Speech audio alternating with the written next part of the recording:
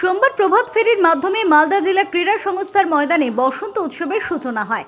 প্রভাত ফেরি শেষে জেলা ক্রীড়া সংস্থার মাঠে অনুষ্ঠিত হয় বসন্ত উৎসব। আর এই উৎসবে যোগদান করেন দক্ষিণ মালদার তৃণমূল কংগ্রেসের প্রার্থী শাহনাজ আলী রায়হান।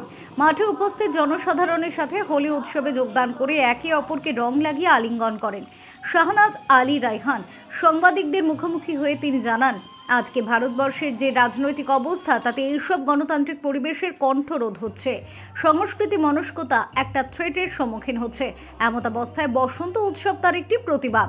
রং আমাদের মনে যে উচ্ছ্বাস তৈরি করে, আমাদের মধ্যে এই যে সাংস্কৃতিক অনুষ্ঠান যে একটা ভ্রাতৃত্ববোধ তৈরি করে, আজকে ভারতবর্ষের যে রাজনৈতিক অবস্থা তাতে এই সব গণতান্ত্রিক পরিবেশ কণ্ঠরোধ হচ্ছে, সংস্কৃতি মনস্কতা একটা থ্রেটের সম্মুখীন হচ্ছে।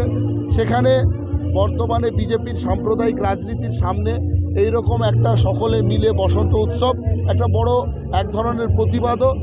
মালদা থেকে প্রশান্ত দাসের রিপোর্ট, ওঙ্কার বাংলা।